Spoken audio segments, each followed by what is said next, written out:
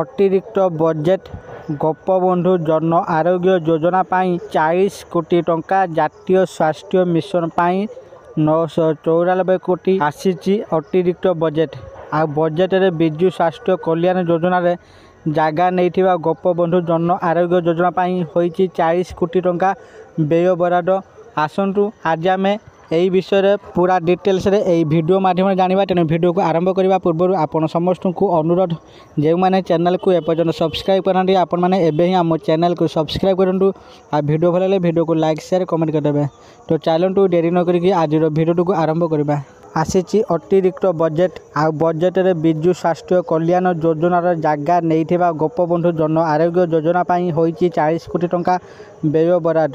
लोकों स्वास्थ्य सेवा अतिरिक्त बजेट्रे 1164 कोटी टंका व्यय बराद करा जायथिबा बेले नूतन स्मार्ट कोर्ट पाठ्यक्रम कटक मेडिकल कॉलेजर उन्नतीकरण 50 कोटी, जातीय स्वास्थ्य मिशन 994 कोटी, अन्यान्य स्वास्थ्य सेवा औषध क्रय 14 कोटी एवं गोपबंधु जन आरोग्य योजना 40 कोटी टंका व्यय बराद करा जायछि।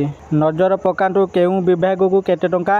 स्वास्थ्य क्षेत्र 1164 कोटी, अनुसूचित जाति और जनजाति उन्नयन 531 कोटी, खाद्य जोगान एवं ग्राहक कल्याण 1329 कोटी, पंचायत राज पानीय जल और ग्राम्य उन्नयन 616 कोटी, कृषि और आनुषंगिक क्षेत्र 1663 कोटी, शहरी विकास 303 कोटी, शिक्षा क्षेत्र 2327 कोटी, महिला और शिशु विकास 1558 कोटी, विज्ञान प्रजुक्ति विद्या सूचना प्रजुक्ति क्षेत्र 117 कोटी, भित्तिभूमि विकास 1955 कोटी, जंगल परिवेश और जलवायु परिवर्तन 566 कोटी, शिल्प एवं MSME विकास 337 कोटी, ओडिया भाषा संस्कृति एवं हस्ततंत्र बयन शिल्प 363 कोटी, आभ्यंतरीण सुरक्षा और आईन 316 कोटी आसी।